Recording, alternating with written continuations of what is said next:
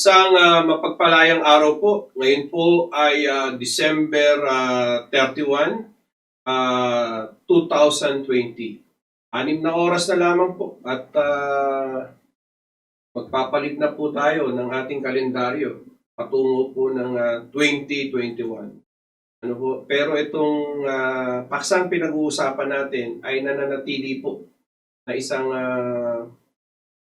malaking usapin, itong divide and conquer na polisiya ng mga kamay na hindi po natin nakikita na gumagalaw dito sa ating estado para isang taktika ng mga imperialista o mga mananakop sa ating ekonomiya, itong mga oligarko.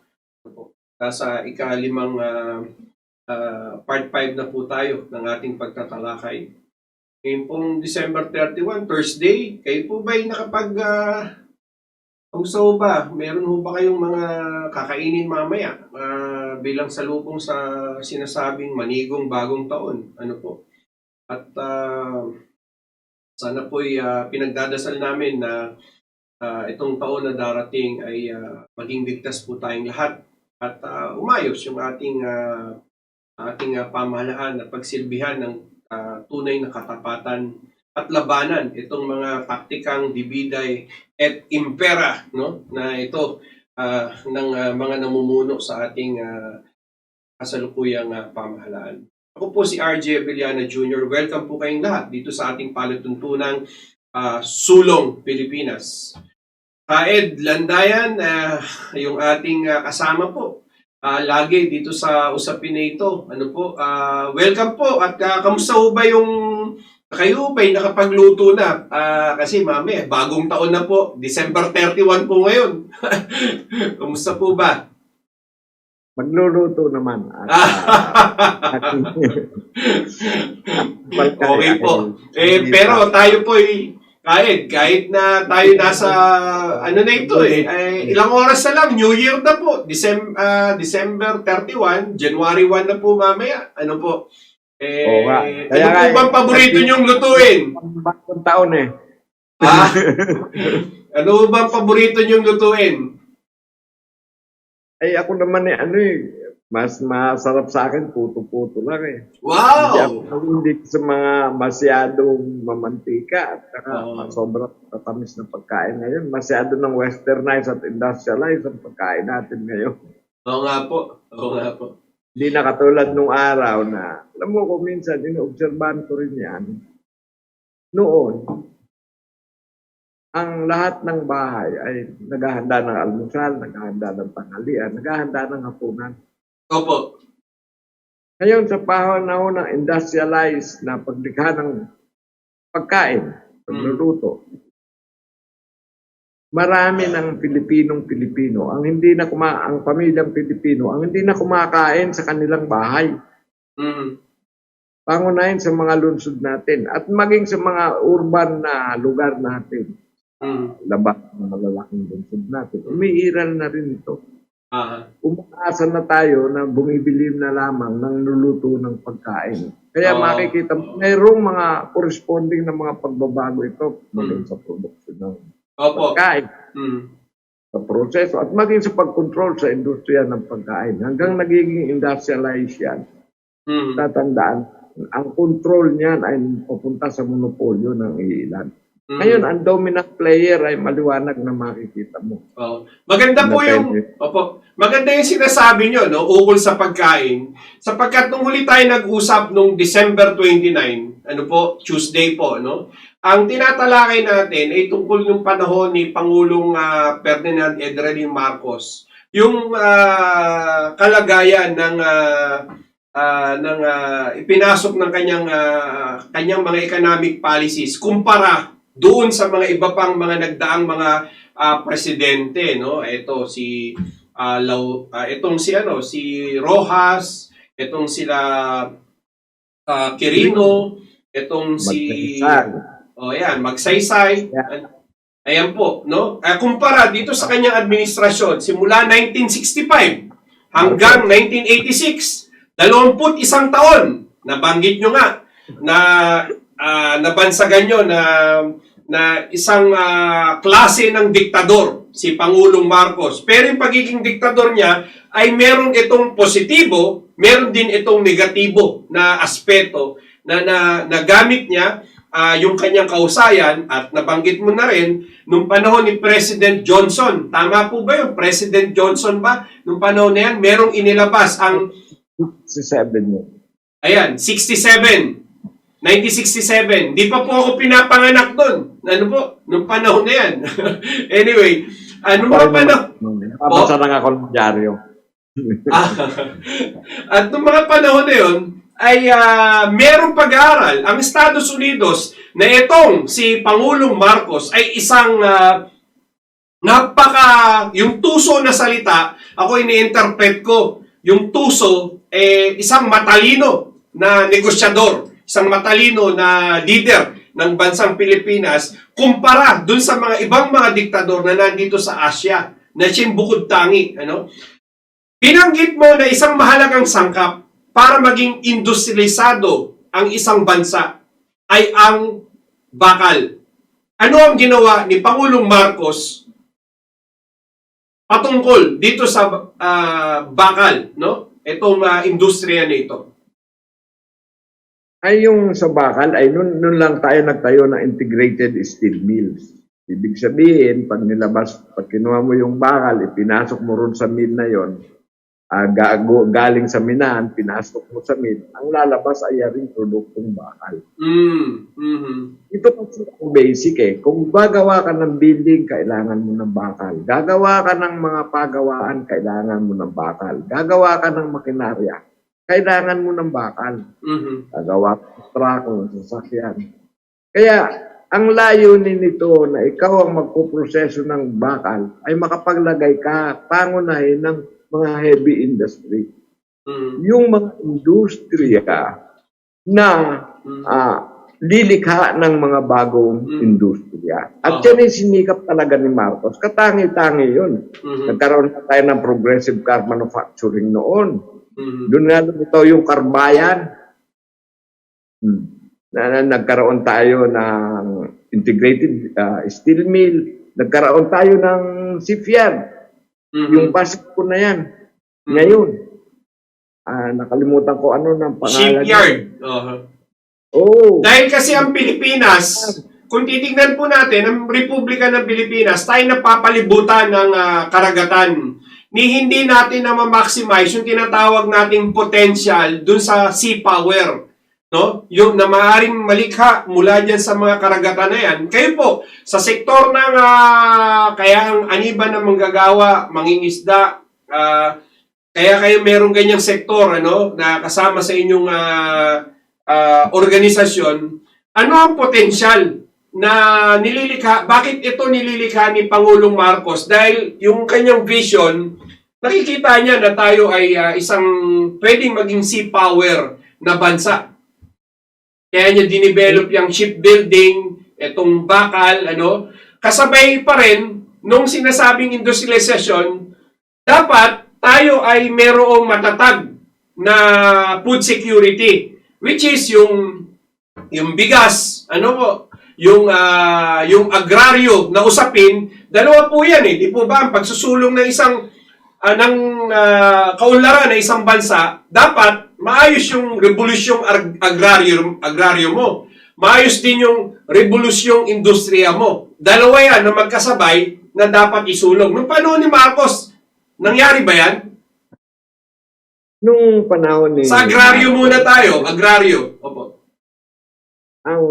Ang paghihimagsik kasi sa Pilipinas, malaking bahagi talaga, kung hindi man yung kabuuan, ngunit malaking bahagi niyan ay nakaugat talaga sa usaping agraryo. At noon, hanggang ngayon, yung pakikibakan ng mga magbubukid, hindi naman nawawala yan Yung karapatan ng magbubukid sa lupa at seguridad sa pagkain, hindi nawawala yan. At ang usaping agraryo ay laging bahagi niyan. Ngayon, yung mga panahon ni Marcos, ang isa sa mahalagang hakbang na ginawa niya, ay inilagdan niya yung PD 27. Batas Pambansa 27. Okay. sa ilalim ng dekreto na yun ni Marcos, ay talagang ang layunin niya ay maipagkaloob yung mga lupain. Pangunahin ang taniman ng bigas, ng palay, sa mga magsasaka. Ito isang mahalagang hakbang. Pero mayroon nakatago na agenda si Marcos kung paano niyang nilaro yan. Kung titingnan mo, yung coconut at sugar industry, na doon may malaking interes ang mga dayuhan. Yung mga dayuhan, hindi niya ginalaw. Hindi niya ginalaw yan. Yung buwisan, yung sistemang buwisan sa kabukiran, ay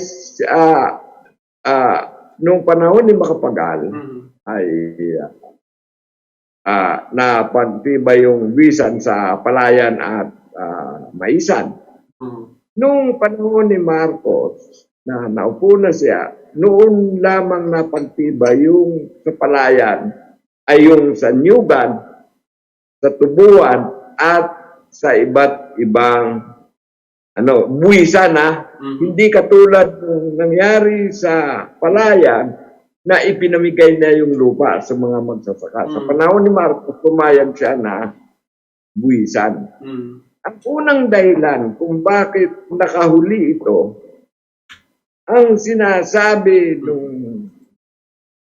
nung susob na kaya hindi pa natin po pwedeng ipamigay ito sapagkat nakakumit pa tayo.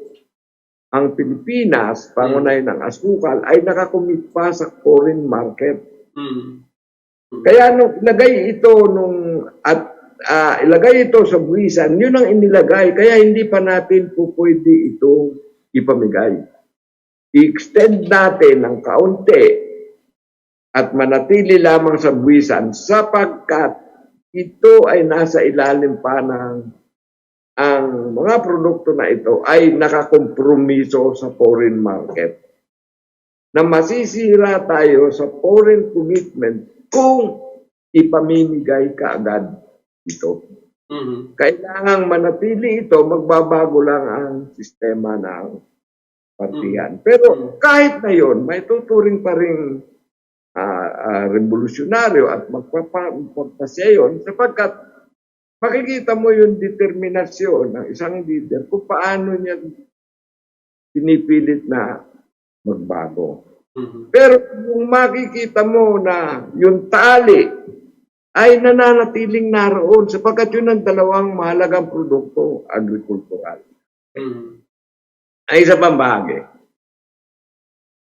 Yung sa usapin ng food security, na isang malaking programa ni Marcos yan. Pero yung nakatago na agenda sa likod niyan, na maaaring sa panig ni Marcos ay isinulong niya yan. Sa layunin niya na magkaroon ng seguridad dahil sa kasaysayan ng ating bansa, simula nang tayo makolonya, lagi tayo umaangkat ng bigas. Sa panahon ni Marcos ay nawala yun. Pero dalawang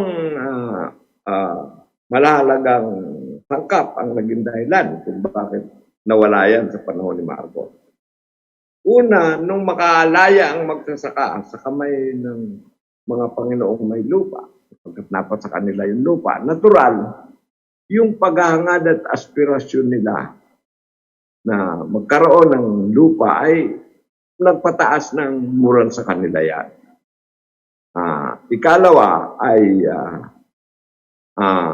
itong pagkakaroon ng reforma agraryo ay kasabay na nagkaloob ng maraming insentibo ang pamahalaan.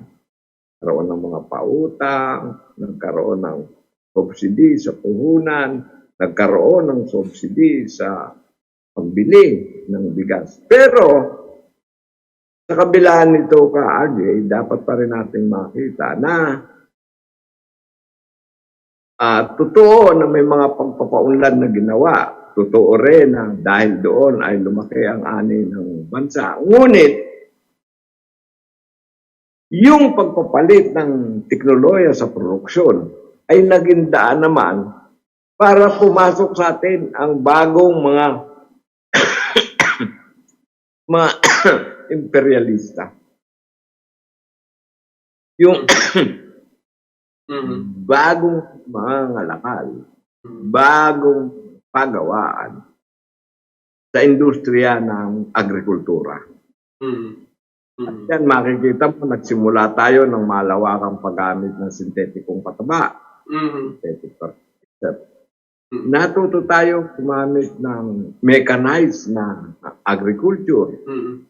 Kahit paano nag-introduce no ng mga traktora. Natuto tayong gumamit ng mga herbicide, pesticide. Sabi nung magsasakan ng huli, suicide. Na patuloy na nag-escalate ang halaga at nabubuhay na lamang ang mga magsasaka dahil sa malaking subsidy ng pamahalaan. Kaya makikita mo na yung kakulangan ng mga industriya na ito sa pagpapaunlad, dahil karamihan ito ay naangkat natin, ito rin yung naging detrimental sa uli. Ito rin ang naging kung bakit mayroon nga tayong produksyong malaki ng konti sa pagkain, sa pagsasarili tayo, pero napakamahal naman ang nililikha nating pagkain. Dahil nagiging mahal ito sapagkat hindi natin sariling produkto ito. Ang mga inputs nito hindi natin ginawa, karamihan inaangkat natin. Yung maraming teknolohiyang ginagamit natin dito, inaangkat natin. Pinagtutubuan tayo ng malaki. Kaya lang hindi panahon ni Marcos, ay sinobsidi niya yan. Kaya hindi nadama ng mga tao yung tubo. At talagang maaamin ko sa iyo na talagang malaking pag-unlad mo. Noong nagsimulang nag-electrification tayo, maraming bahagi ng bansa, natutong lumagana pang television, natutong pang sa tao ng PCB rito. Siyempre, nagmo-modernize yung economy. Pero, yun nga, sa kabila niyan, hindi nawala yung control ng dayuhan, hindi nga lang sa bigas, kundi nanatili pa rin sa industriya ng asukal at sa industriya ng tubo. At sa bigas, kung minsan mag-iisip ka na yung Green Revolution ay naging daan upang ganap na makontrol nila yung teknolohiya sa pagsasaka. Dahil pag gumamit ka ng bagong teknolohiya, kasama rin gagamitin yung mga produkto nila. Nasya nating ginagawa ngayon. Yung estabilidad ng food security mo na hindi maabot ngayon sa kasalukuyan ni Digong, hindi niya talaga maaabot. Bakit? Wala sa kanya yung control. Kahit sabihin pa natin na magbigay ng subsidy si Digong, kahit aminin natin, totoo makakatulong yun. Pero hindi mo maaatay ng habang panahon yan. Kailangan mo talagang magpaunlad ng mga industriya na related sa agriculture. Okay. Ngayon, kung tingnan mo ang China, gaano ang per capita ang gamit nila ng drone sa pag-spray? Gaano ang per capita ang ginagamit nila ng mga makinaryang pambukid, kamukha ng mga reaper natin, kamukha ng mga traktora natin. Nagamit nila sa agriculture yan. Napakalawak, pero gawa nila yan. Kaya nagagawa nila yung gusto nila. Bagay na dapat ay mayroon tayo. Susunod, hindi naman produksyon lang ang usapan dyan. Sapagkat pagkain yan, kasamang bahagi niyan ay ang mga post-harvest na bahagi nila. Ito ang isang kapuri-puri sa panahon ni Marcos. Sa panahon ni Marcos, kahit paano inayos niya yung post-harvest. Ito yung mga post-harvest facilities. Oo. Naglagay siya ng mga food terminal. Nagpundar siya na talaga ng mga ang NFA noon ay talagang naging terminal ng pagkain. National Grains Authority. Bago po naging National Food Authority, naging siya, originally nga RCA pa yata yan eh. Rice and Corn. Authority. Tama ba yon? Rice and Corn Administration. Tama ba? Tapos naging Rice National Grains Authority. Tapos nung pumasok yung NPA. food, naging National Food Authority. Kaya ko po alam yan kasi yung aking tatay, naging bahagi po ng NGA, no, at NFA. Anyway, gusto ko pong balikan yung period na ano ang epekto nung sinasabing nagkaroon ng krisis sa langis hindi ko alam kung panahon 1971, 72 yata ito yung petrodollar problem dito sa Pilipinas at meron pang mga coupon na binibigay. Ano ang ginawang hakbang ni Pangulong Marcos para ma-address niya ang problem na yan? Parang may naalala pa ako yung isa dyan, siguro pero lately na ito, yung Oil Price Stabilization Fund. Pero isang bahagi dyan, yung pagpapalakas, yung pagkikreate din ng mga nuclear power plant, tulad ng Bataan Nuclear Power Plant. Dahil hindi magkakaroon ng industrialisasyon ng isang bansa nang ang kanyang energy capacity ay hindi aakma dun sa need ng kanyang economy, hindi lang yung ngayon, kundi yung future, tinitignan din niya yung future, no? So, ano ang ginawang mga hakbang sa ilalim ng Ministry of, ano ba tawag doon? Ministry of Energy ba ang tawag doon? Or nung panahon ni Marcos? Ganun nga. No naman kasi, kung matatandaan, noon pinalakas ng gusto yung kumpanya ng langis ng pamahalaan. Philippine National Oil Company. Oo, Nilikhayan. Nilikhayan, pinalakas yan. Unang-una nga, para makapagsarili tayo. At may mga kasabayan, naglagay din tayo dito ng mga oil processing facility. Yung na yan. Ang PNOC ay hindi lamang siya nagtitinda, nag-storage o umaangkat, kundi nagpo-proseso na. Proseso na. Kaya makikita mo na yung paghahangad niya na makapagsarili tayo ng sarili nating langis, ay makikita mo talaga hindi may pagkakaila yun. Tapos, nung mga panahon din niya na yun, nung nagsimula tayong magkaroon ng mga oil exploration. Oil exploration, na malawak yan.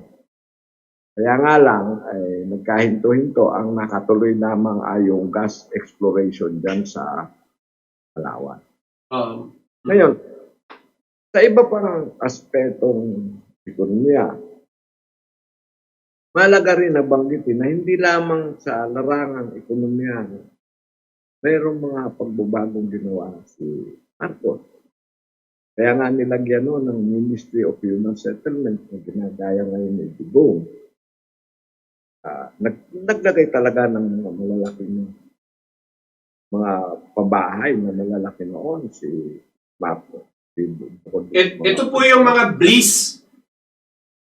Yan na yung mga BLIS. BLIS program. Tapos, sinabayan pa niya nung yung mga Food Terminal Incorporated na binili ng Ayala ngayon yan, dyan sa may FTI Taguig. Tapos meron pa yung mga Kadiwa stores, no? Marami po yan. Meron din natin na pinalaki ni Marcos yung control ng pamahalaan sa kuryente. Kung tandaan mo, na yung National Power Corporation. Yung NAPOCOR ay nagtayo ng maraming power plant at pag-aari ng pamahalaan ng National Power Corporation. Pero po, bago na tayo itong mga NAPOCOR nito, kasabay niyan yung mga paglikha rin ng mga dam, no? Yung dam, yung mga hydropower plant, na kung saan, nakaangkla ito dun sa energy source, meron kang oil source, no? Tapos iba pang mga indigenous energy source, magkakasabayan. Naaalala ko pa, nung elementary ako, nakakita pa ako ng parang harabas yata yon na pinapatakbo ng, di ko alam kung langis ng nyog o may narinig pa ako, parang tubig doon sa likod nung piyera, ang nagpapatakbo, nakita ko sa NFA sa NGA, no? Mga panahon yata ng 77, 78 yan, no? Ng isang niyog. Oy, langis ng niyog ang nagpapatakbo dun sa sasakyan.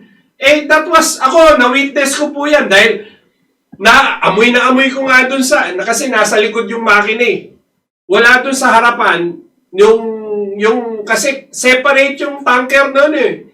Yung naalala ko po, no? Ang dami niyan, ang National Food Authority. No? Kasi hindi lang, may mga kasabay pang ibang, bukod dun sa may mga social programs siya, isa pa rin sa makikita mo, ay yung bukod dun sa subsidyo na pinagkaloob niya sa mga sa hanay ng agrikultura, ay may mga komprehensibong plano talaga rin na halimbawa, yun nga, sa kuryente, kahit sa industry, sa bigas, pinalakas niya ang NFA, sa enerhiya ay pinalakas niya ang napoko at kinontrol pa nga niya ang pamahalaan, ang malaking bahagi ng Meralco. Pagkatapos ay maging sa transportasyon at maging sa aeroplano ang Philippine Airlines. Nagkaroon ng control ang interest ng gobyerno niya. Kahit babangko, yun ang panahon na lumakas talaga at naging matakalakas ng Philippine National Bank. Bank of the Philippines ay yun ang mga panahon, ang Development Bank. Ibig sabihin, ay talagang nangarap din si Marcos isang maunlad na bansa. Pero, alam mo, sa bawat diktador, humili ka ng sarili niyang alalayan. Yung mga Koreano, meron silang Daichi. Yung grupo ng mga negosyante, kumbaga cronies. Yung mga Hapon, meron sila ng mga Saibatsus. Ayan. Ang maraming bansa ay merong mga tycoon. Si Marcos, meron din crony. Yan nga, na lumaki yung crony niya, yung control ng crony niya ay sa telecommunication, sa expressway. Yung crony niya sa coconut industry, na hanggang ngayon may usapin pa. Saan pa ba? Sa iba't ibang sektor na ekonomiya, naglagay din siya ng mga crony na pinapatay naman ito yung mga competitor nila. Kinokontrol naman ito yung mga kalaban nila. Kung paano ang crony sa Pilipinas ay dinudurog yung kanyang mga competitor. Ganon din ang ginawa nito.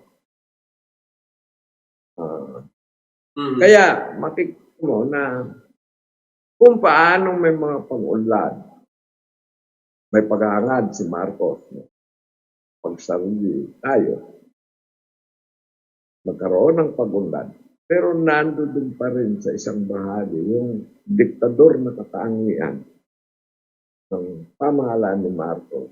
Talaga namang aminin natin na may curtailment sa kalayaang sibil ng mga tao. Sabihin din natin na mayroong mga tao na talagang sinusupil at ginagamitan nila ng DAS. Hindi natin may pagkakailayo.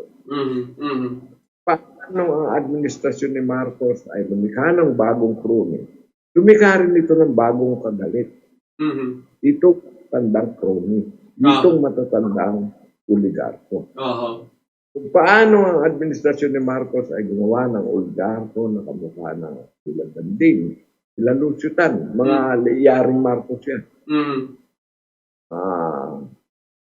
Si Danding Cojuangco, pangunahin dyan, ay lumikha siya ng bago. Lumikha rin siya ng kagalit, bagong kagalit, sa katawan nitong matatandang crony, na inagawan niya, matatandang oligarko, na inagawan niya ng poder sa kabuhayan.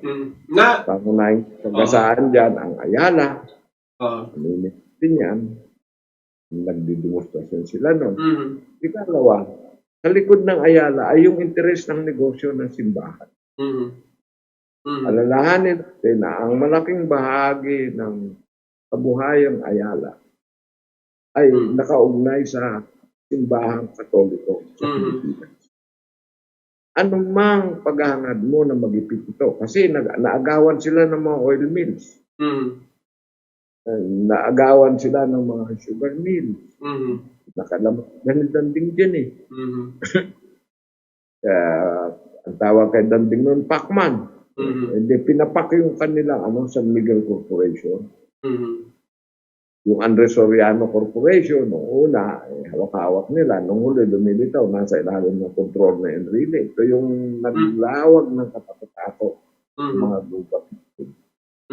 Kasama sa abusong naganap yun sa panahon ng Marcelo.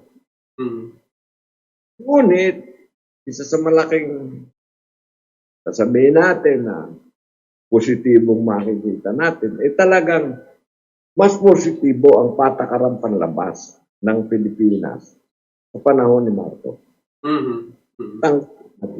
Una, sabi nga, yung Iron Curtain daw, meron daw bakod na bakal sa pagitan ng Pilipinas at ng mga ibang bansang pinamamahala at ng sosyalista at komunista at mawa sa China, sa Russia, sa iba't ibang bahagi ng mundo. Meron daw nakabakod na iron dyan, bakod.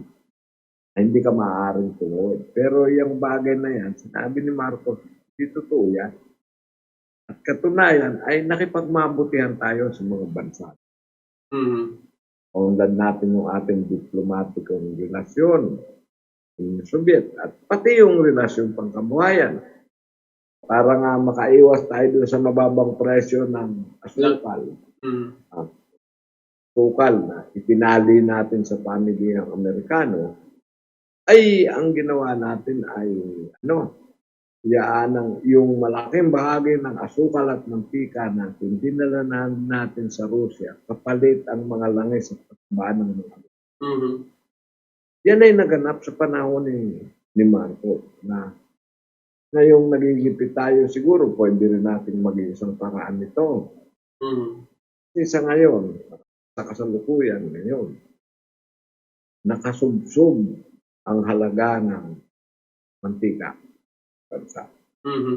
Nakasubsob ang halaga ng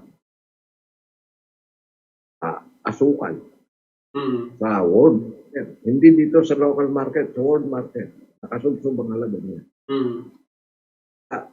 Siguro kung meron tayong mga alternatibo pagdadalhan, i-develop yan. China at lumalaking trading partner, makakatulong ng malaki sa atin. Isang paraan yan para makaiwas tayo sa crisis. Yung mga bagay na yan, kung paano nagtangka si Marcos na lumikha ng magiging sadalayan ng ekonomiya ng ating bansa, itong nilikha na ito ay may kahalo naman na nakasalalay din dito yung pag-unlad ng kanyang mga crony. At sa paglikha naman niya ng bagong kaayusang konting reformang ekonomiya, ay nakakuha siya ng maraming kaaway sa ating bansa.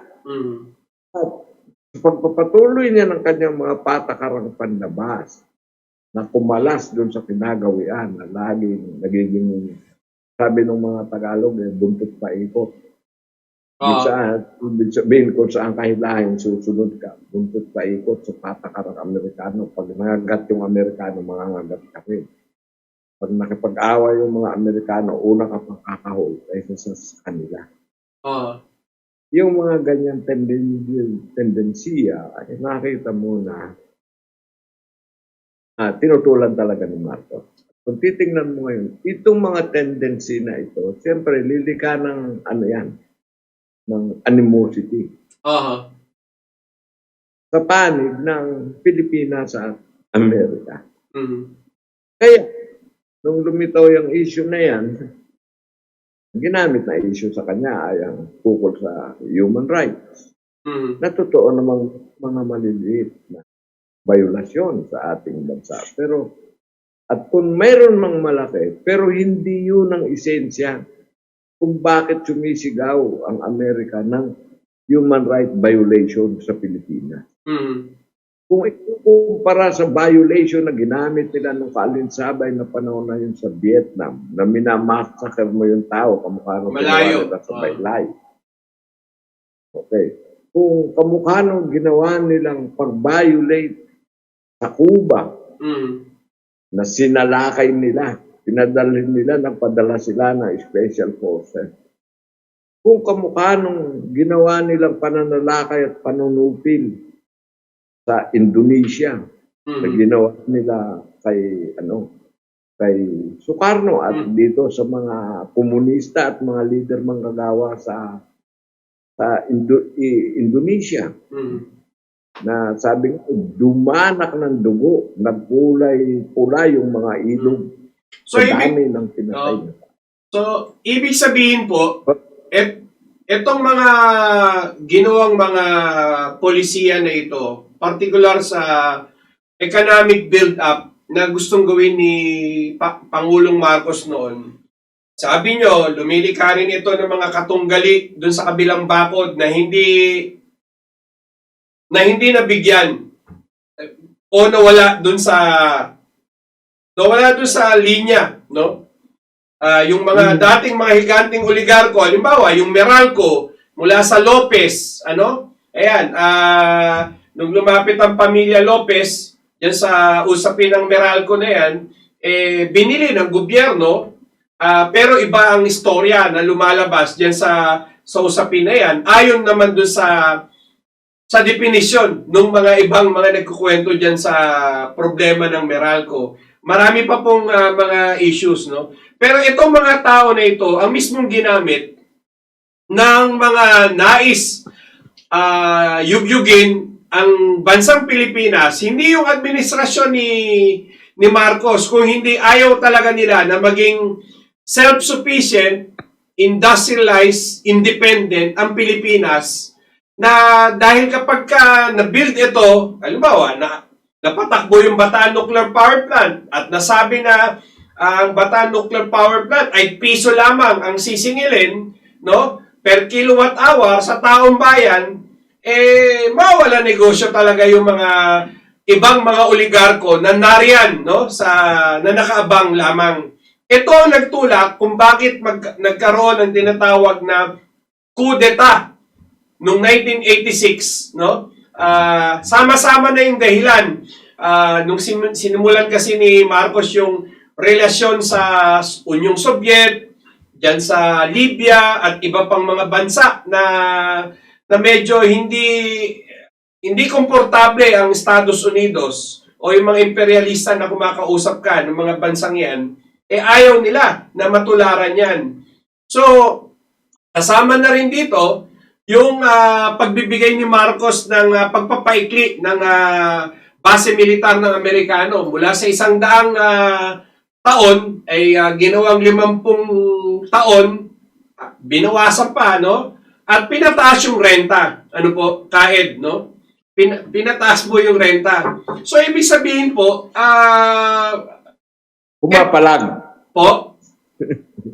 Pumapalag. Opo, nakikita na nila yan. At nariyan yung mga pwersa ngayon ng mga ultra-left, no? Halimbawa, yung pwersa na ng CPP-NPA, nariyan, nariyan yung mga ibang mga social democrat na mga pwersa, no?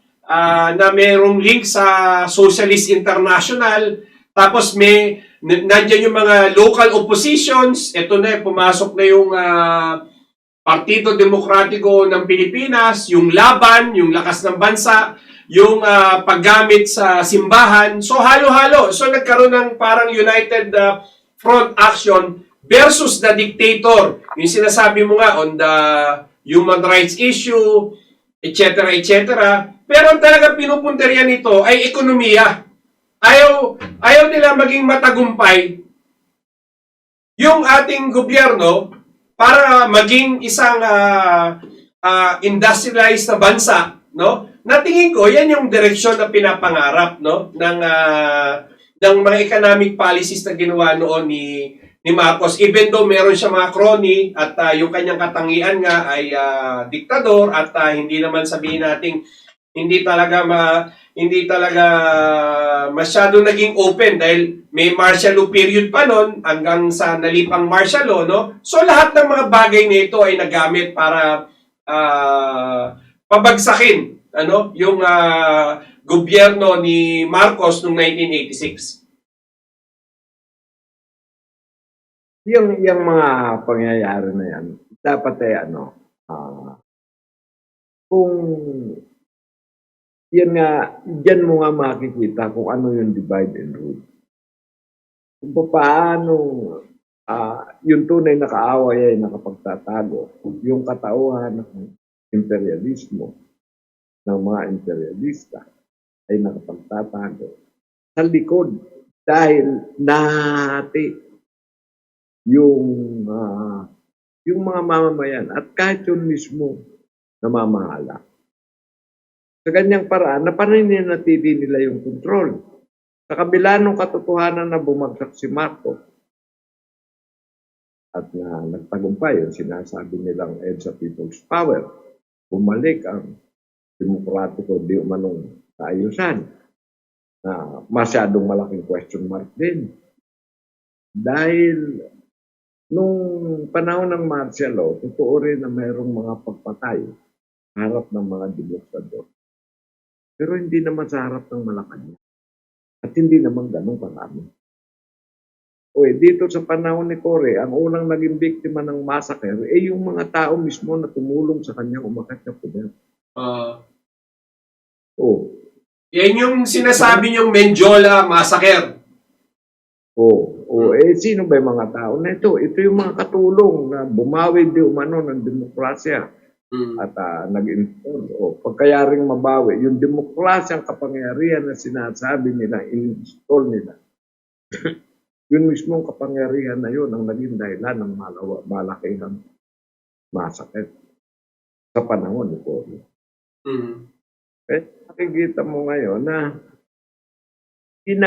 yung papel ng divide and rule na lagi nating paulit-ulit na sinasabi ay nagaganap dahil hindi nagkakaisa ang mga Pilipino. Siguro kung nagkaisa lang tayo noon na iayos yung ating bansa, nagkaroon ng demokratikong pamamaraan kung paano magpapalit ng Pilipino. Nagkaroon ng demokratikong paraan kung papaano iaayos yung kanyang kabuhayan. Yung tragedy ng EDSA at yung sumunod pa dito, naganap na napahamak yung kabuhayan bansa natin at nagkabaon-baon tayo sa malalim. Hindi natin naabutin. Sa bawat administrasyon sa mga nagdaan, ay mayroon kang makikita ng mga negatibo at positibo. Pero hindi mo dapat tanawin sa kwestiyon na subjektibong isipin kagalit ko ito, kaibigan ko.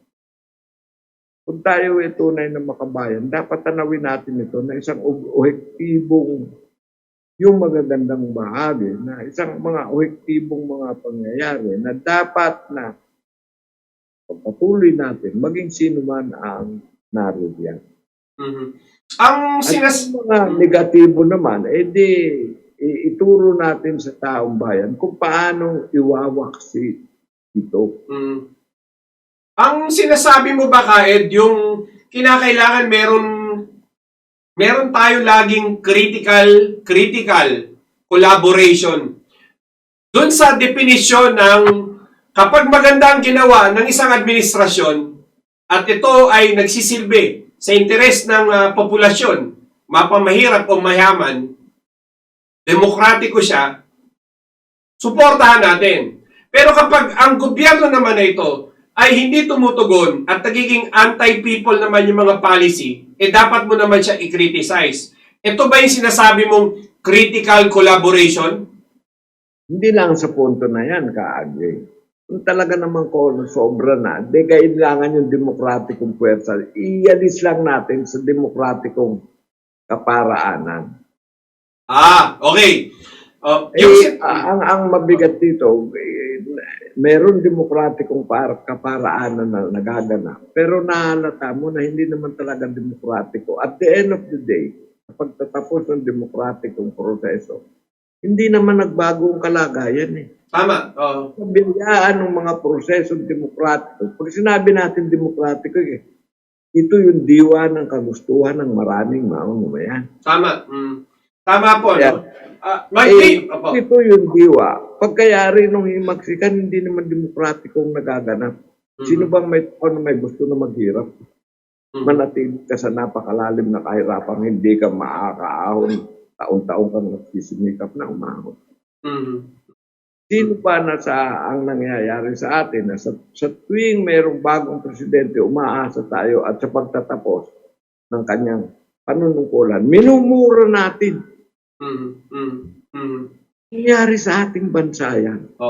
Ngayon, bakit? Ngayon, kasi kung tingnan mo, ay dahil mayroon pang nasa likod. At itong nasa likod na ito, ang papel nito ay magpapalit siya ng kanyang tabing para lumitaw na may bagong palabas. Okay. Pero ang totoo, yung artista, yung direktor, at saka yung mga nagpapalit-palit lang ng bida at kontrabida. Ganon ang nangyayari sa atin. Opo. Ganito po, kahit, no? Yung direktor na kumukontrol ng kabuhayan natin ay siyang nananatili. Ngayon, kahit, ilang oras na lang, papasok na tayo ng 2021 at bilang last part ng ating programa, meron pa tayong mga 10 minuto. Ibibigay ko yung 10 minuto sa iyo. Ano ang mga particular na solusyon para mabaka, para malabanan natin itong divide and rule tactics na ito ng mga imperialista o ng mga oligarko para hindi ito maging patuloy na paikot-ikot? Kasi papasok na tayo ng 2021. Ilang oras na lang, 5 oras na lang, 2021 na. Ano ang dapat gawin nating mga demokratikong patriotikong pwersa para maputol o itong sinasabing divide and rule ng imperialistang nakikialam hanggang ngayon sa ating bansa, no? Dumaan si Cory Aquino, pumasok itong si Fidel B. Ramos, pumasok itong Estrada, itong Gloria Macapagal Arroyo, itong Aquino uli, at ito naman si Pangulong Duterte, at meron namang mga nag-aambisyon na gusto tatakbong 2022 na iba lang ang mga damit, dating dilaw, naging kulay pula, naging kulay blue, pero yung laman ng loob ng kanilang mga nais itulak bilang maging lingkod bayan, parang iba-iba lang ang kulay, pero ang panlasa, iisa lang. Go ahead, Kaed. Ano ang dapat gawin? Maganda siguro, napakahirap na sagutin yan, Ka-RJ. Pero, ako ang mga nakikita ko ay gano'n eh. Una ay hindi natin ma-resolve ito ng isang kadyatan at matulin na proseso. Unang-una ay ang aking malabis na pangamba ay paano yung istabilidad na pangkabuhayan ng ating bansa. Ang isang bansa kasing mabuhay ang kabuhayan, talagang, kung mabuhay ka, susceptible kang maitulak. Susceptible ka na maibwal ng panahon. Susceptible ka na madala sa kaguluhan. Mabuhay ka dahil buhayan yung tinutungtungang pangkabuhayan. Sa recession darating sa ating bansa, makikita mo na ngayon yung mga kakulangan ito na siya muna siguro una dapat na pangunahing harapin ng pamahalaan. Unang-una, yung istruktura ng ekonomiya natin na yung mga pinag-usapan natin kanina, kailangan magpag-industrialize tayo. Ngayon ay kailangan niya.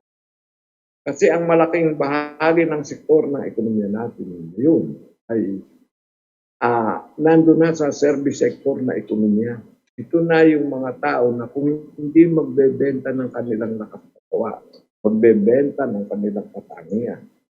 Yung iba nauwi sa pagbebenta ng katawan. Ay hindi na ito magsisikita. Ang nakalulungkot dito, mahigit na kalahati ng ekonomiya natin nakatali riyan. At serbisyo sa industriya ng transportasyon, sa industriya ng entertainment, sa industriya ng turismo, sa industriya ng propaganda. Ang tanong, service economy. COVID. Sa harap ng COVID ngayon, sa harap ng nangyayaring kawalang estabilidad na pangkabuhayan ng mundo, ito ang pinaka-susceptible ng sektor. Ngayon, para magkaroon tayo ng katatagan, babalik at babalik tayo na kailangan natin na isang malakas na manufacturing sector. Para sa ganung paraan, yung foundation mo na may malaki kang production manufacturing, ay makapag-employed ka ng maraming tao at hindi basta manufacturing. Manufacturing na primarily ay may kasamang heavy industrialization. Unlad talaga ng iyong mga heavy industry. Hindi basta lang kung maglagay ka lang ng mga food processing doon, maglalagay ka ng mga special economic zone. Karamihan yan ay mga labor intensive na production. Opo. Dinata rito sa Pilipinas para magamit yung ating murang upang lakas. Pero sa kabuuan, kung titingnan mo, napakabuhay na ekonomiya niyan. Anytime na magmahal ang upa sa paggawa sa Pilipinas, maglalayas yan. At nakikita natin nangyayari yan. Iba yung may sarili kang industriya na nandito, gamit mo kahit malang sa pangailangan mo pamasa. Nandito na yan. Nasa iyo na yan. Meron ka ng tiyak na may tinutungtungan ang iyong kabuhayan. But ang setup na ito ay maganap na yung 50% ng mga manggagawa natin, 50% ng ekonomiya natin ay dito magbuhat. Opo. Ngayon kasi ang malaking pinagbubuhatan ng economic na ekonomiya natin, ang service sector na ang malaking bahagi ay OFW. Tama po. Kaed, no? Kaed, meron na lang tayong 7 minuto, no? Anong pwede mong ipanawagan kay Pangulong Duterte? Papasok na naman tayo ng 2021 kung talagang yung tapang ni Pangulong Duterte, pwede nang gawin dito para ma-reverse yung kahit yung mga initial lamang, anong pwede mong ipanawagan para malabanan itong divide and rule strategy ng mga nakikialam, mga nangimasok dito sa ng bansa natin para siya'y maging matatag. Anong panawagan mo sa kanya ngayong bagong taong 2021? Go ahead, Kaed. Ako, ang una kong panawagan sa kanya, pangatawanan niya yung sinasabi niya. Kung gusto niya talagang pangarap ng isang maayos at malayang bansa, at ang kontrol nito ay talaga sa kamay ng mga Pilipino, dapat pangatawanan niya yun. Unang-una, yung poder ng mga oligarko sa kabuhayan ay dapat niya nakatulog ngayon.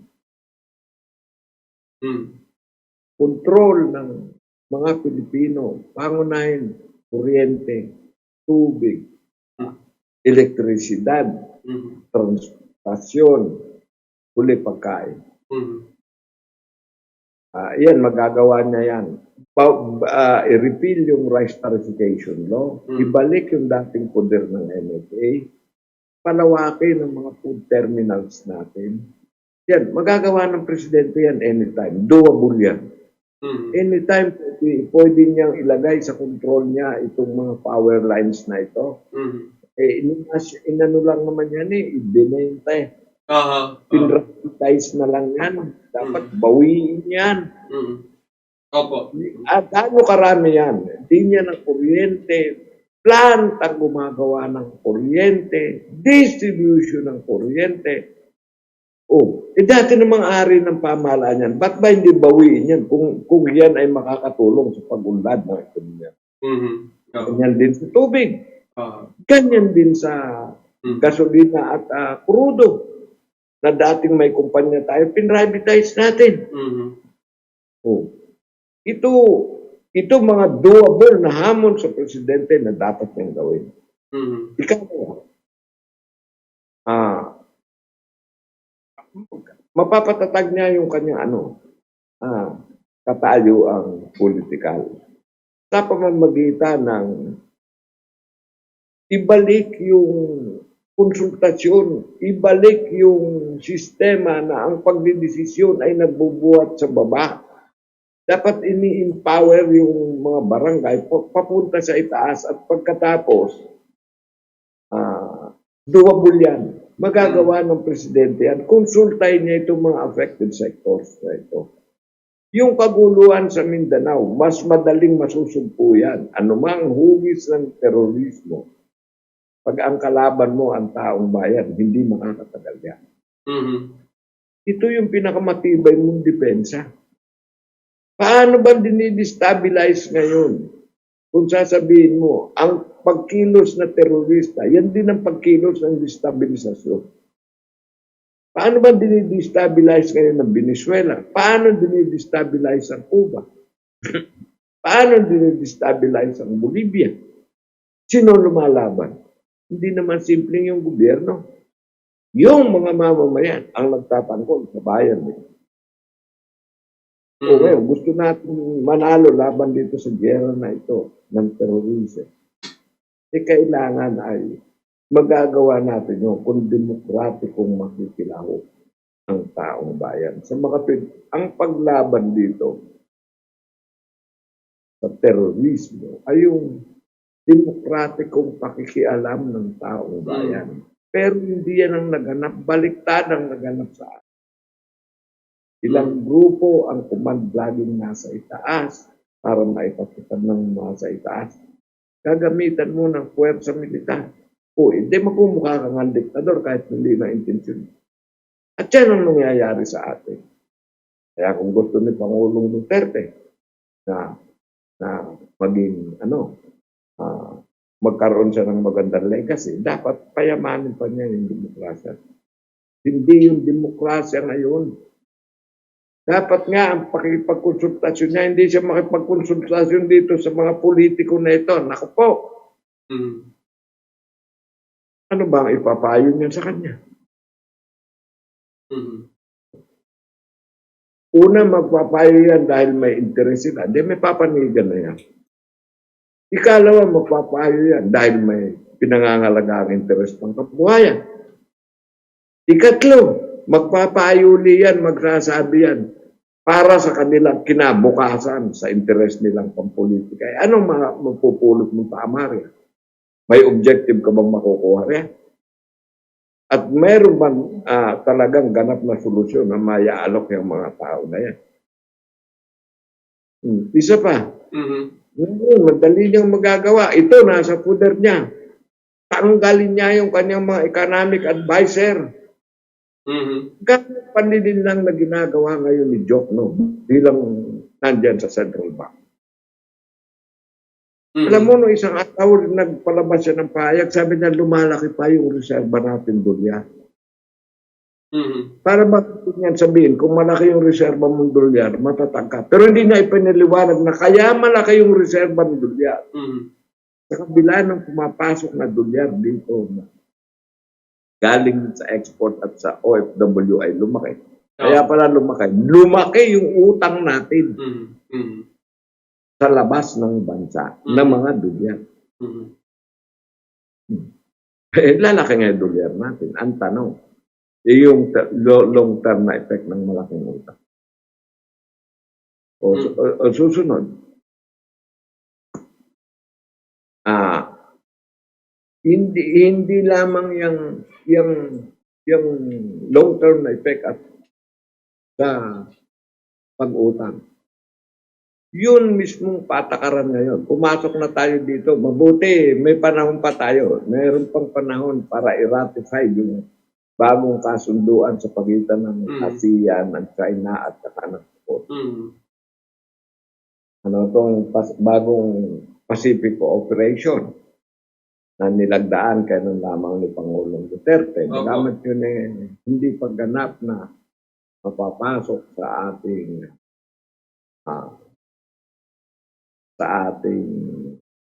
bansa yung epekto ng kasunduan na yun. Pero nakakatakot yun.